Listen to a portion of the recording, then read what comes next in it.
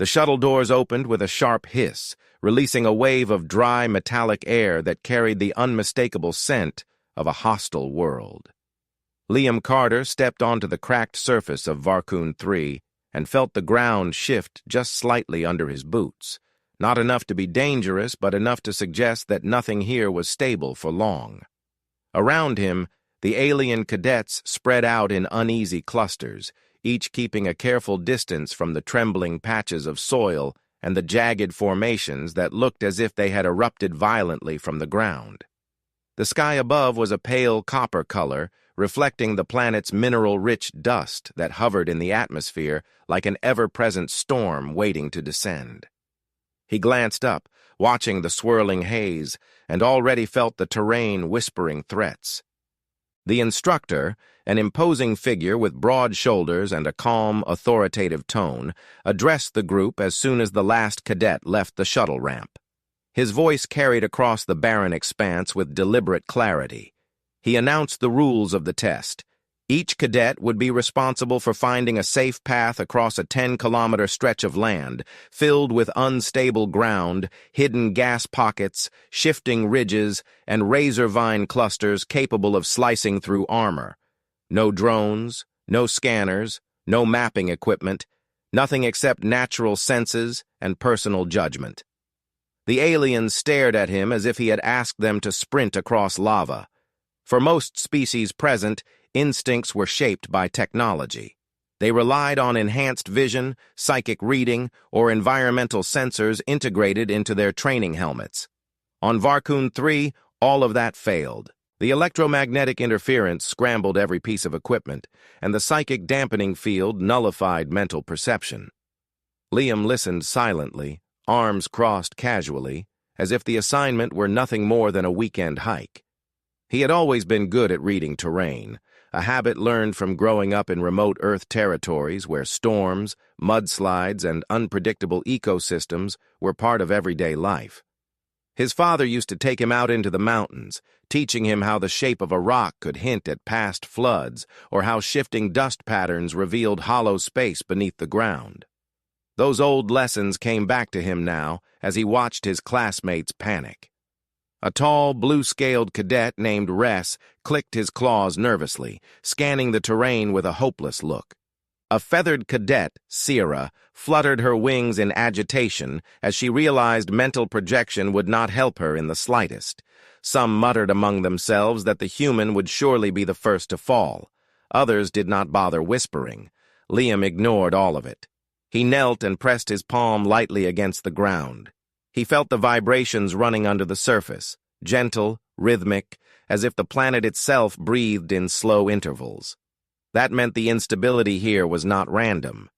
There was a pattern, something he could map if he paid attention. He dragged his fingers through the dust, noticing the brittle top layer that cracked easily and the darker, slightly moist soil beneath. Moisture meant compression. Compression often meant safety. He took a mental note. When the instructor gave the signal to begin, many cadets immediately rushed forward, trying to outrun their fear. Liam watched as two of them stumbled when a patch of ground caved in slightly, not enough to swallow them, but enough to send spikes of panic through the group. He did not move until he understood his surroundings. He scanned the landscape for shade, ridges, exposed rock veins, and any natural formations that could provide both stability and guideposts. He followed the wind direction, noticing that the air carried a faint chemical scent in intermittent waves. That meant toxic vents were nearby, probably arranged along fault lines. Only when he felt he had gathered enough initial information did he finally take his first step forward. He moved slowly, deliberately, tapping the ground ahead of him with a firm stick he had snapped from a nearby dead vine skeletal frame. The stick vibrated differently depending on what lay beneath the soil. Hollow ground gave a soft, echoing response. Stable ground sounded dull and reassuring. He advanced step by step, each one calculated, each one a small piece of data added to the mental map forming in his mind. Some cadets watched in confusion. A few tried to mimic his movements, but without understanding what he listened for, they only made themselves more nervous. Liam continued without paying attention to them. He bent down at times to scrape symbols into the dirt, simple arrows pointing toward safer regions or crosses marking danger zones. He broke small chunks of mineral rock and placed them on top of flat stones to serve as markers for those who might follow. Even though the assignment was individual, he could not help but make the environment easier for others. That instinct to protect had always been part of him. He knew it was what set humans apart in challenges like this. As he ventured deeper onto Varcun 3's surface, the terrain shifted dramatically. The ground no longer trembled gently. It pulsed in uneven waves, as though underground gas pockets were expanding and contracting unpredictably. Liam crouched again, feeling the ground with the same careful touch that had guided him since he arrived. He noted the slight incline that led toward a ridge where the soil appeared darker and more compact. Darker often meant mineral compression. Compression meant stability. He adjusted his direction. Behind him, someone slipped and let out a sharp cry as a razor vine cluster snapped, releasing thin strands that whipped through the air with dangerous speed. Liam turned just long enough to make sure the cadet was unharmed. When he saw the cadet retreating from the area safely, he faced forward again and carved another warning symbol into a nearby rock. He did not shout instructions or boast about his awareness. He simply acted, marking danger with the quiet precision of someone who understood that survival was not loud. He advanced further, the heat increasing with every step. The copper sky dimmed slightly as dust clouds drifted overhead, casting long shadows across jagged formations. Liam used those shadows as reference points, tracing how the landscape dipped and rose. He knew that many creatures on Earth used light patterns to understand topography, and he applied that same principle here. If a shadow bent sharply at a specific angle, it meant the ground curved. If the shadow dissolved suddenly, it meant a drop-off might be ahead. Little by little, he pieced together not just a path but a full picture of the land's personality. When he reached a narrow valley formed between two sharp ridges, he paused. The wind was stronger here, pushing dust sideways in thin lines. Liam followed those lines visually and realized they converged near a patch of unusually smooth ground. Smoothness on Varcun 3 was suspicious. It often meant gas erosion. He tossed a stone at the patch. The ground sagged and then burst open in a quiet but violent exhale of pale smoke. Toxic vent. He marked it with two crossed sticks and stepped around the danger zone with calm, deliberate movements. Nothing about his pace suggested fear or haste. His breathing was steady, his steps consistent. He moved with the quiet confidence of someone who had accepted long ago that nature was not an enemy, but a puzzle, one that revealed its secrets only to those who listened.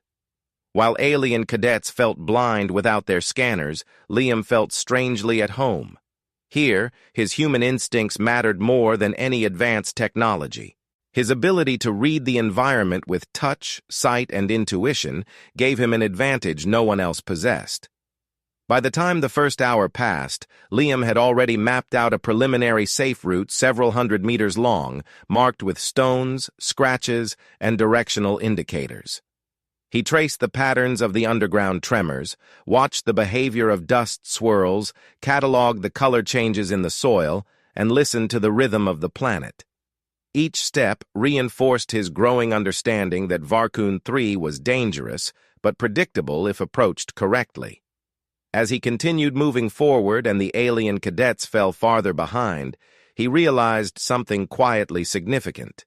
He was the only one here who did not fear the absence of technology. He welcomed it. The challenge felt natural, almost familiar, as if Varcun 3 spoke in a language he had learned long before he ever left Earth. And with that calm awareness guiding him, he stepped deeper into the unknown, becoming the only cadet who truly walked with the terrain instead of against it. The deeper Liam moved into the shifting wilds of Varcun 3, the more the landscape transformed from deceptive stillness into outright hostility. The first section had at least offered recognizable shapes: ridges, dust fields, clusters of razor vines. Now the ground was scarred with fractured plates and thin crevices that gave faint, unsettling whispers each time the wind passed through. Liam paused at the top of a broken slope, scanning the terrain with a patient intensity. Every few minutes the ground far ahead rippled, not in waves but in localized tremors that traveled like serpentine pulses across the surface. He suspected underground pockets shifted under pressure, but he needed more certainty before committing to any direction. Behind him, distant shouts echoed as alien cadets spread across the plain in uneven lines. Some had already strayed into dangerous zones and scrambled back, shaken but intact. Liam did not turn to look. He needed all his attention forward. He adjusted the strap of his pack, took a slow breath, and continued down the broken slope, analyzing the terrain as if reading a complex text. His boots scraped against brittle stone, and one piece gave way underfoot.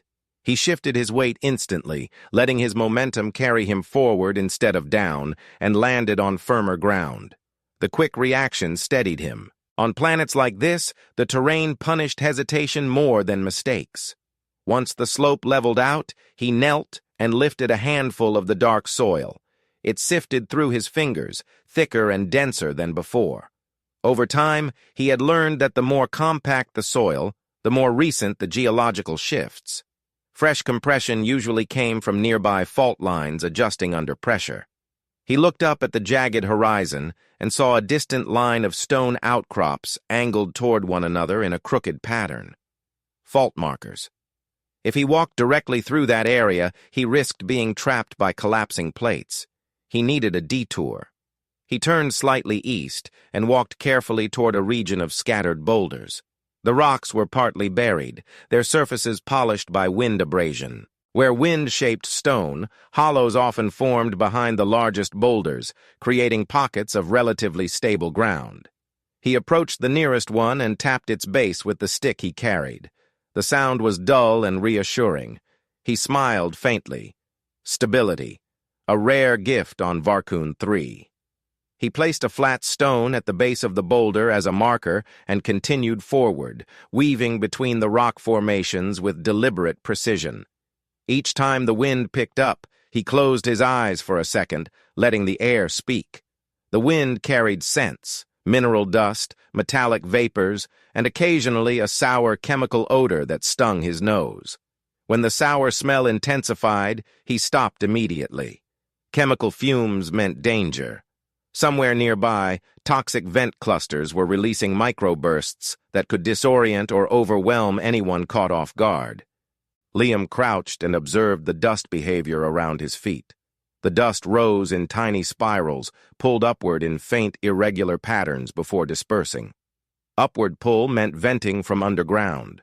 He scanned the ground until he saw a subtle color change, patches of pale gray mixed with the natural copper soil. He tossed a pebble toward it. The pebble landed, slid, and then rattled as the ground beneath it vibrated in a short exhale. Another vent.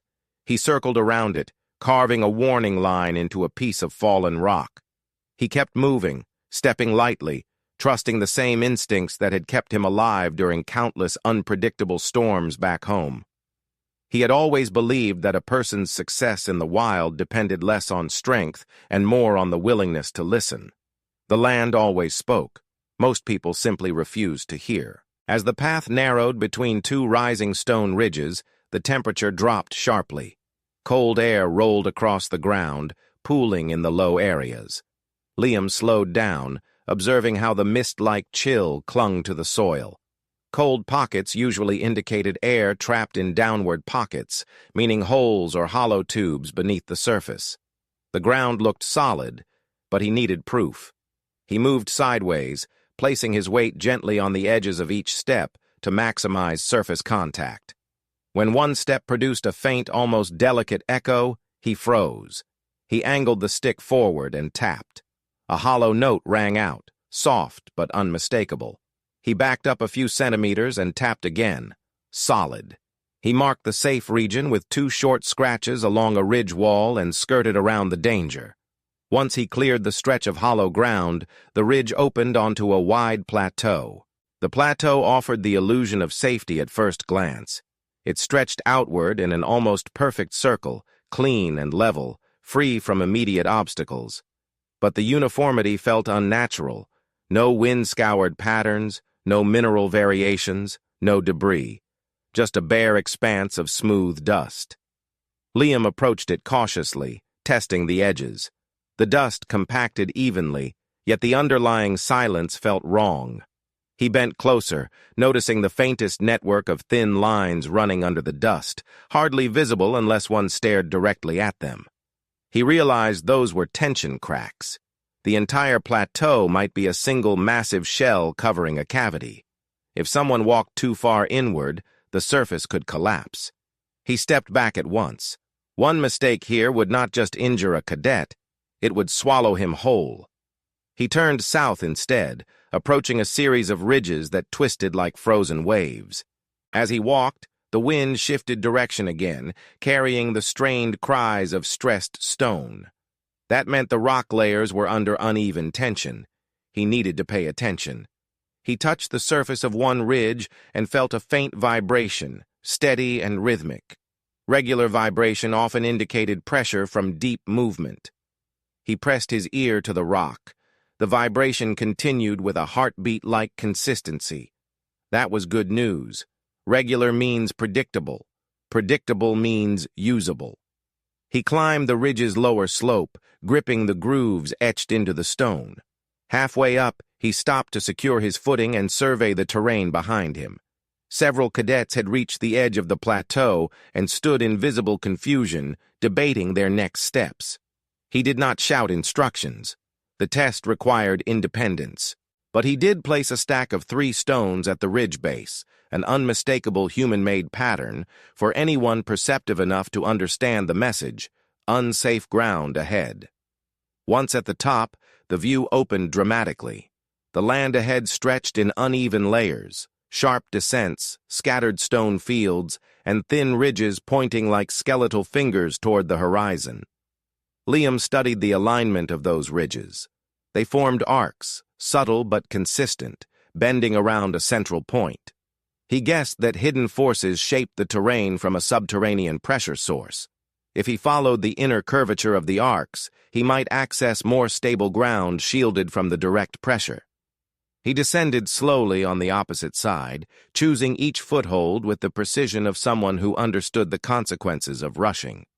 At the bottom of the ridge, he spotted faint tracks. Something had walked here before. The tracks were shallow, suggesting a lightweight creature.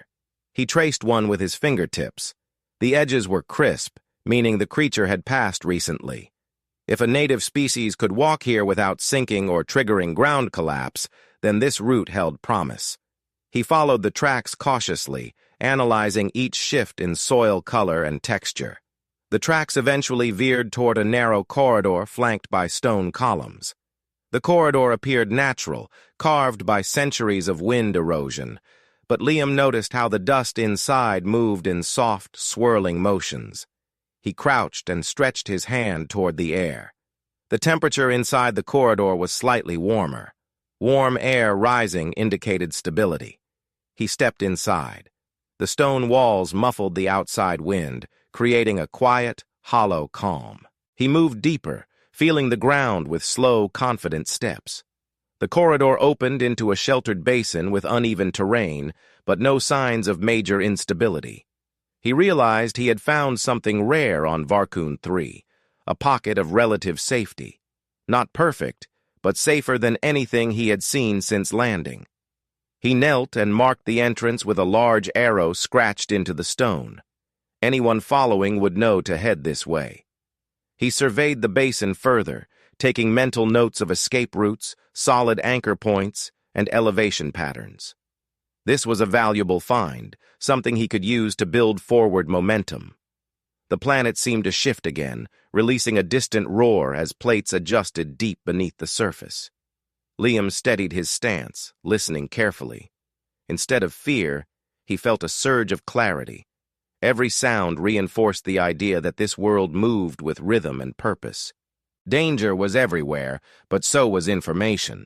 And with every new observation, he felt more certain that he was not just finding a path. He was learning the language of Varcun 3, piece by piece. Liam left the sheltered basin with renewed momentum. The short moment of safety had allowed him to regroup, but he knew he could not stay there long. The trial demanded progress, and the terrain ahead showed no intention of making things easy. The path that unfolded before him was fragmented into sharp rises and sudden dips, each section twisted by ages of shifting tectonic pressure. Jagged shelves of rock thrust upward at odd angles, and between them lay deep cuts in the earth that looked like careless knife wounds. Liam studied these fissures carefully. Some were shallow and deceptively narrow, while others opened into darkness that suggested significant depth. If he wanted to move forward, he would need to cross several of them, and the planet offered no bridges of its own. He crouched near the first fissure. Its edges were dry and crumbly, the soil too weak to support direct weight. He tossed a piece of stone into the gap. It fell farther than he expected, clattering several times before the faint echo faded. Too deep to risk jumping, too unstable to walk along the edges. He stood again and looked around for materials. Fallen branches on Varcun 3 were rare. Most vegetation existed as thorny, hostile clusters rather than true trees. However, he had noticed dead vine skeletons earlier, long and fibrous, some as thick as ropes. He searched the surrounding area until he found several tangled lengths of them lying beside a collapsed ridge. The vines were brittle at the tips but sturdy in the middle. Liam tested each by pulling gently until he felt the internal tension. They held. He gathered the best of them and carried the bundle back to the fissure. Next, he found thick pieces of broken mineral plates scattered nearby, their surfaces flat and strong enough to serve as the main support for a bridge.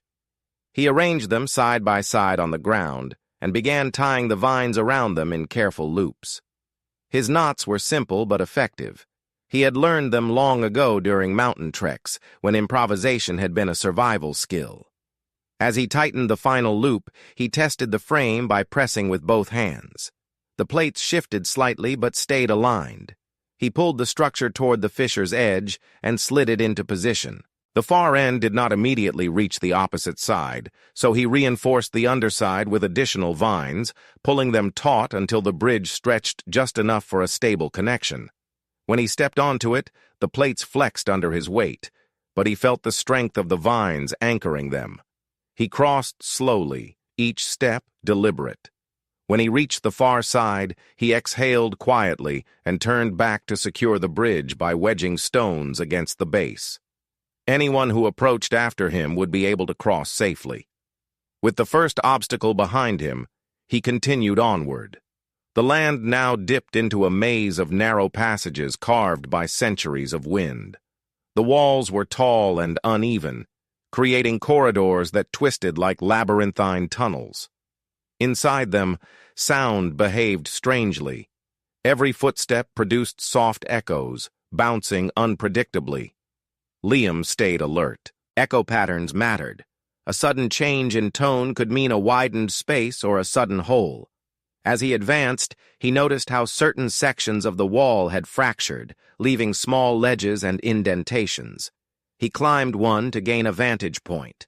From above, he could see a cluster of fissures forming a web-like pattern stretching downward.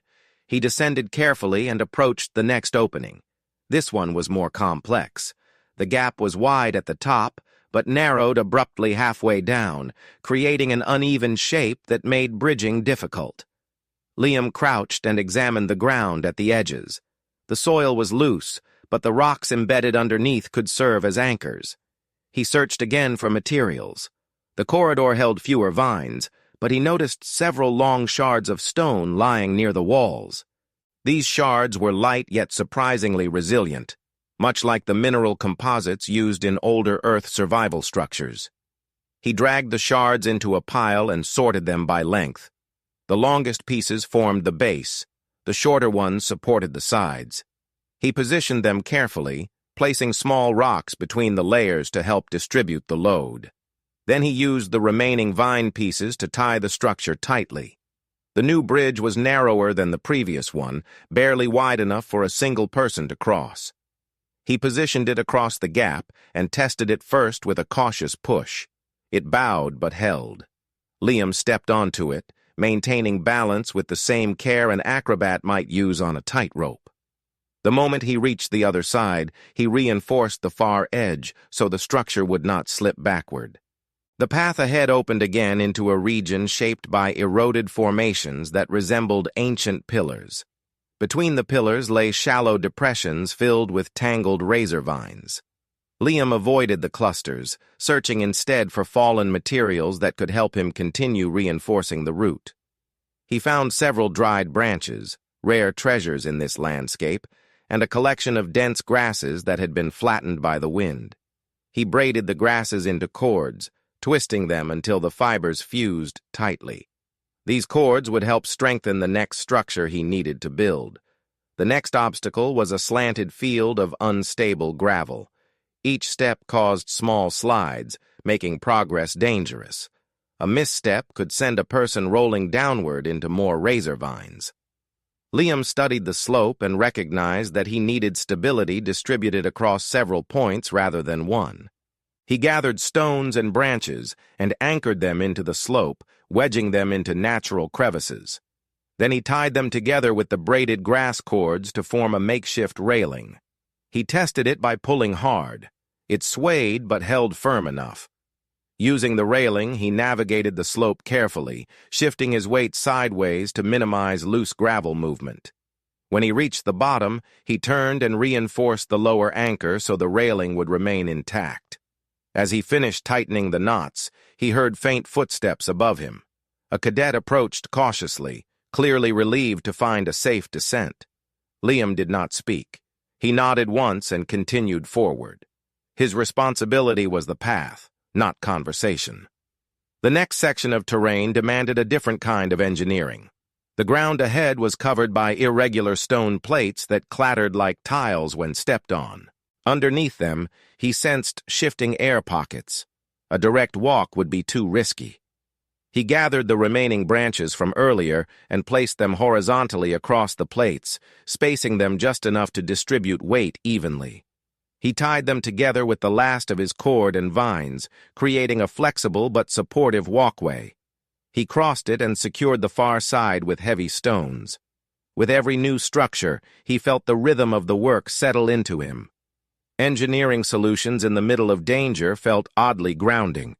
Each knot, each stone placement, each calculated movement gave him a sense of quiet progress. He could tell by the changing texture of the air and the shifting color of the sky that he had traveled deeper than most cadets dared to go. Shadows lengthened in the canyon-like pathways, and the wind carried a new tone, lower and heavier, as if warning of upcoming challenges. Still, he pressed forward. He reached a narrow channel carved between two steep rock faces. It stretched for hundreds of meters, but it was navigable, if he dealt with the series of small pits scattered along its length. The pits varied in depth, some only ankle-deep, others reaching several meters down. He considered bypassing the channel entirely, but realized the surrounding terrain rose sharply, turning into cliffs with no clear route. The channel remained his best option. He gathered stones and created stable stepping points, arranging them inside the shallow pits where he could. For deeper pits, he constructed tiny bridges made from short branches, tied together with leftover fibers stripped from the vines.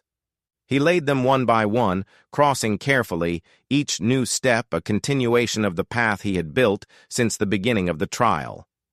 By the time he reached the end of the channel, he had constructed more than a dozen small engineering solutions, footbridges, railings, walkways, and stepping platforms, all improvised with whatever the planet allowed.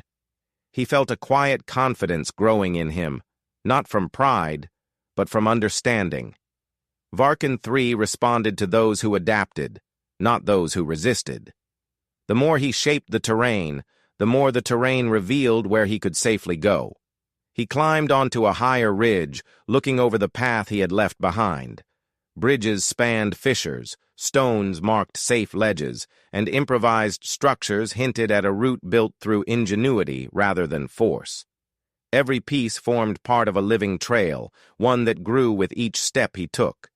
Ahead, the land promised new chaos, irregular cliffs, unpredictable vents, and shifting shadows.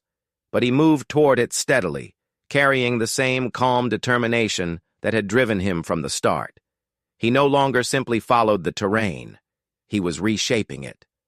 The ridge Liam climbed unfolded into a wind-swept plateau marked by long, slanted shadows cast by towering mineral columns.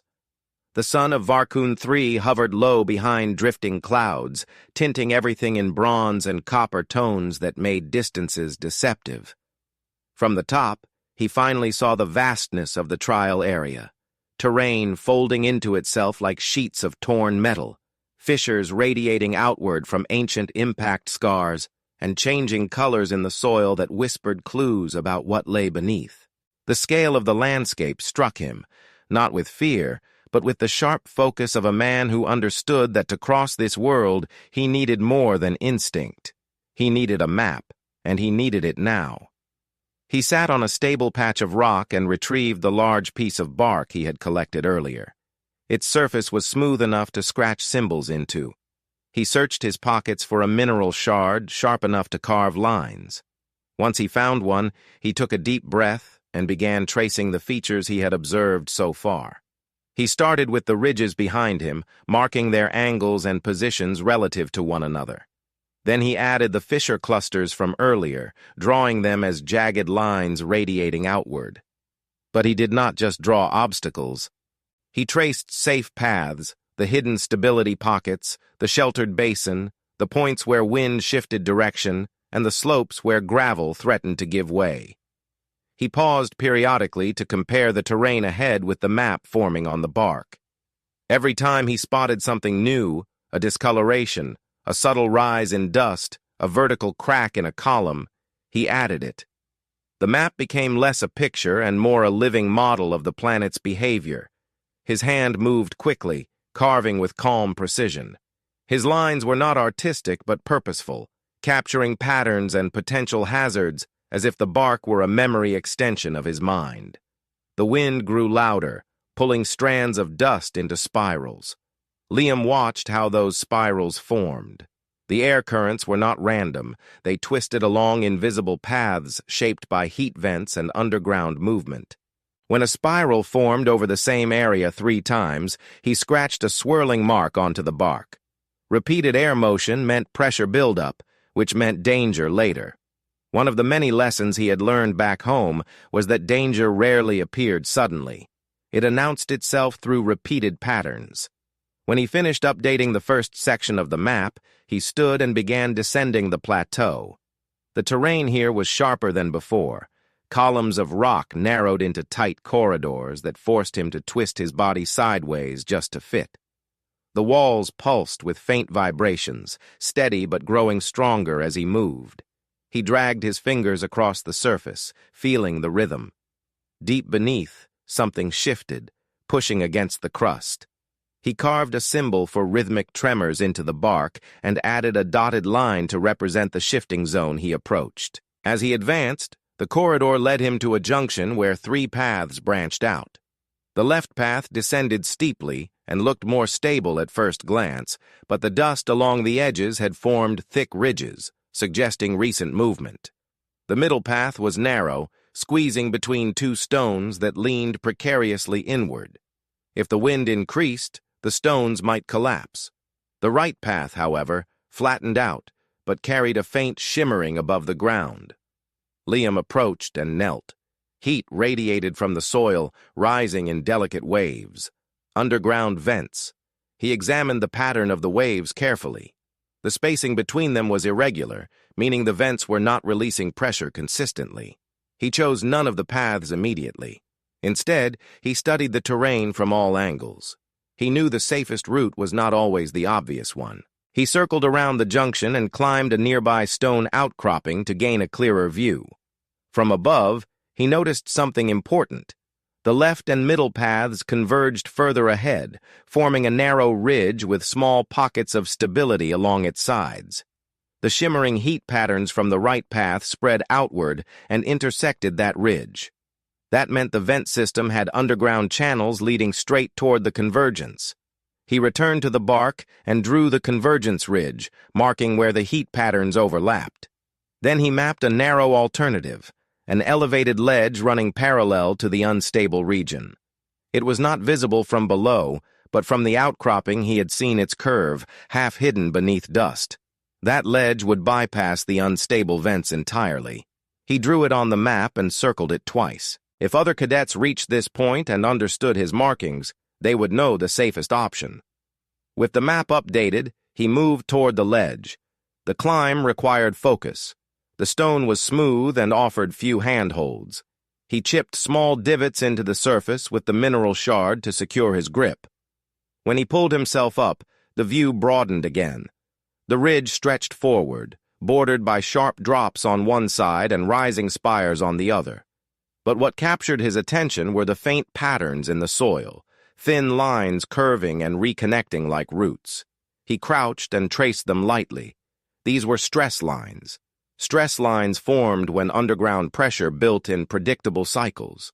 They indicated where the crust stretched and where it compressed. Liam followed them with his eyes, mapping their direction and noting how they bent around a depressed bowl-shaped area ahead. If he walked through the bowl, the ground might shift unexpectedly. But if he skirted its edge, the stress lines bent outward, suggesting a safer path. He added the bowl and its stress patterns to the map, marking the safe perimeter. Then he continued. The ground here was firmer, though the air shimmered with the heat of the low sun. He drank a small amount of water and tightened the straps of his pack. The world ahead darkened slightly as clouds drifted across the sky, and their shadows stretched long across the terrain. He moved forward, placing each step with the same disciplined awareness he had used since the trial began. The land sloped downward again, leading into a broad valley where the color of the ground shifted from copper to muted gray. He knelt and pressed his palm against the soil. It was colder than before. Cold ground usually meant depth changes beneath the surface. He scraped the top layer gently and found veins of compacted mineral. He smiled faintly. Compaction meant stability. He drew a long, stable zone across the map and labeled it with a simple symbol, 3 lines stacked vertically. He walked deeper into the valley. As he moved, he noticed small piles of brittle crystals scattered in clusters. He examined one, picking up a crystal between his fingers. It crumbled instantly. Crystals this fragile formed only when gas pressure escaped slowly over long periods. That meant the valley had been quiet for a long time. He added this observation to his mental model and updated the bark with short dotted marks. At the far end of the valley, the ground rose into a series of ridges that folded together like layered fabric. He climbed the first ridge and paused at the top. From here, the horizon opened into the most complex terrain he had seen yet. Fissures, vents, and stress lines formed a chaotic tapestry, but beneath the chaos, there was an underlying order. The ground tremors aligned with certain ridges. The dust spirals aligned with those tremors.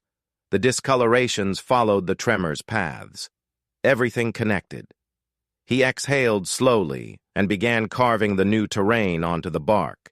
His hand moved faster now, driven by clarity. He mapped interlocking hazard zones, safe pockets created by overlapping stability patterns, and natural corridors shaped by the planet's deep pressure. The map transformed into a detailed guide, a coherent structure emerging from a hostile landscape.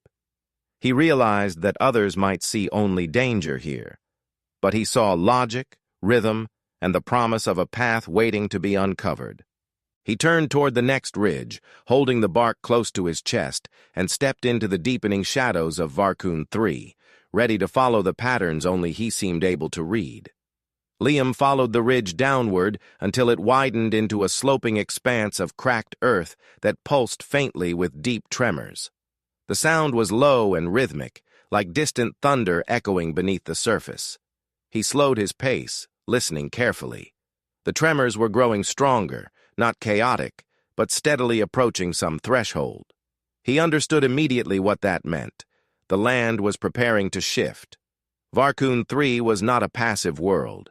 It inhaled and exhaled in geological cycles, and when it reached a certain point, the surface reorganized itself with violent precision. The air suddenly tasted metallic, sharp enough to sting his tongue. He tightened his grip on the bark map and walked with even greater caution. He descended the last stretch of the ridge and entered a narrow valley. At first it seemed calm.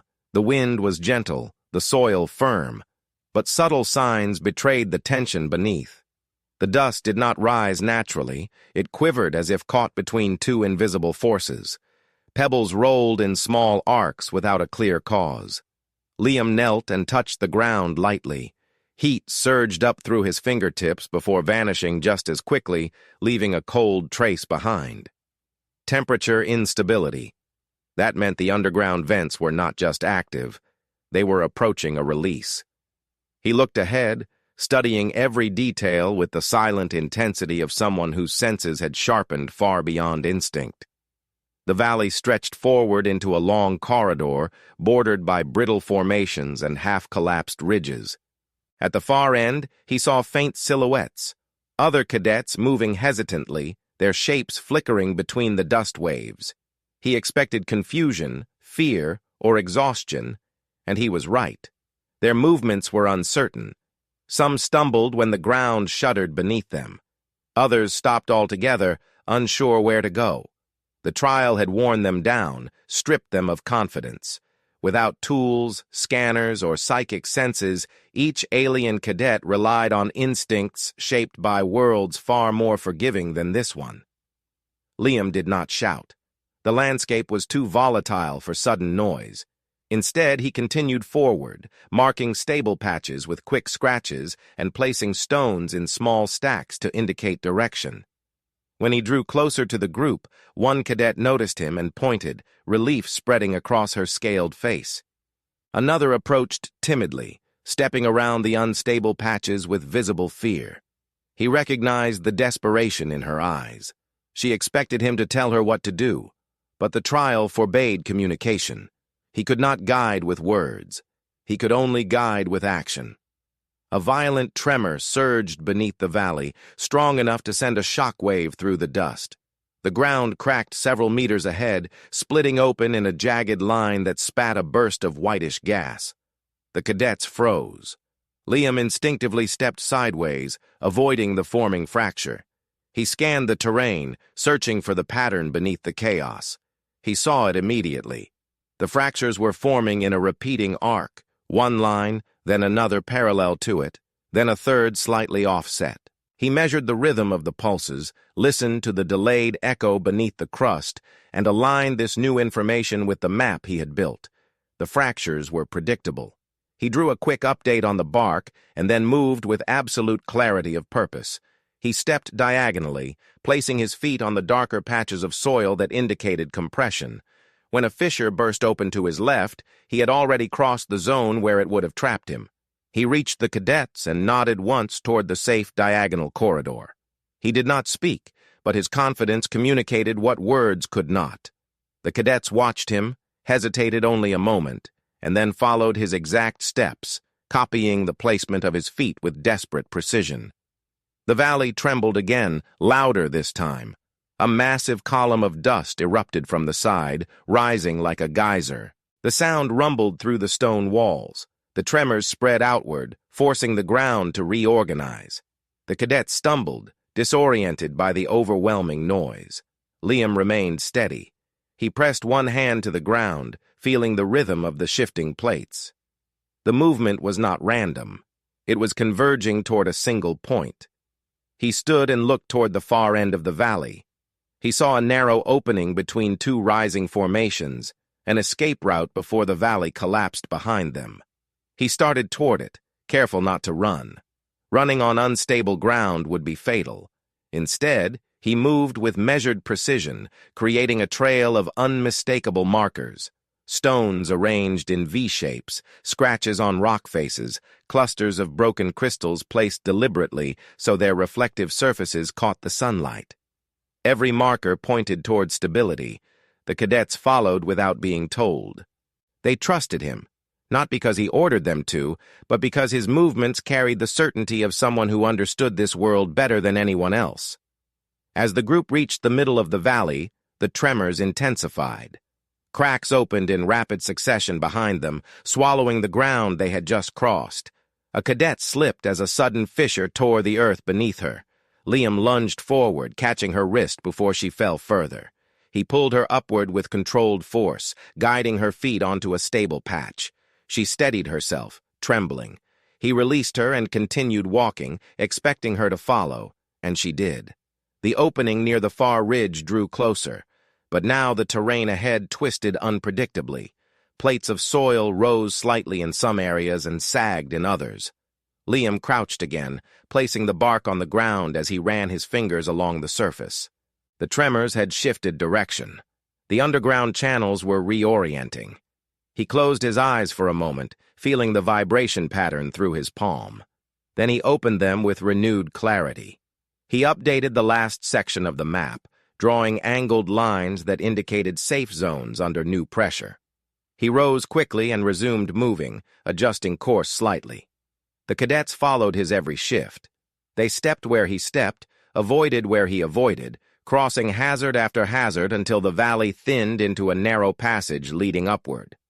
As soon as they reached the incline, the valley behind them collapsed in a thunderous roar. Huge plates of soil folded inward like crushing jaws. Dust shot into the sky in a towering plume. The cadets turned in shock, realizing how close they had come to being trapped. Liam did not react with triumph or fear. He simply watched the collapse and then continued upward, guided by the updated path in his mind and on the bark. At the top of the incline, the final stretch of the trial appeared. A long ridge leading toward the extraction point marked by a glowing beacon. But the ridge itself was unstable. Sections buckled under pressure while others slanted dangerously. Liam stepped forward, feeling each shift beneath his boots. He tapped lightly with his stick, listening to the subtle tones. The ridge had a rhythm, uneven but decipherable. He moved across it with the same precision he had shown from the beginning, marking stable areas, placing stones where needed, guiding without speaking. When the extraction point came into clear view, the cadets behind him inhaled sharply, relief washing over them. The beacon pulsed slowly, symbolizing the end of the trial. But the ground still trembled beneath their feet, forcing caution even in the final steps. Liam advanced first, ensuring the last section was safe.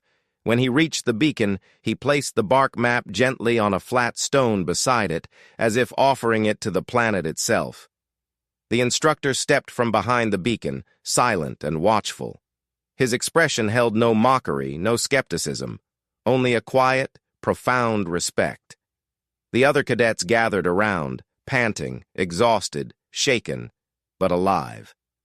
The instructor finally spoke, his voice carrying across the ridge like a final judgment.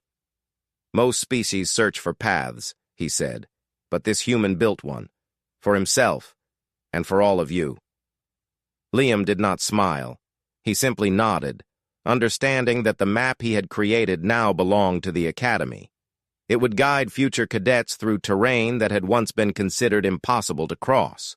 His markers, his bridges, his engineered solutions, his careful observations, they formed a permanent trail born out of instinct, discipline, and quiet determination. As the extraction shuttle descended, kicking up dust around the ridge, the instructor placed a firm hand on Liam's shoulder. "You didn't just survive Varcun 3, he said. "You taught us how to read it." Liam looked out over the hostile landscape, watching the dust swirl in predictable patterns he now understood intimately. For the first time since landing, he allowed himself a slow breath of release. He had walked through chaos. He had mapped a world, and in doing so, he had proven that even a planet engineered for danger could be deciphered by someone willing to listen deeply enough.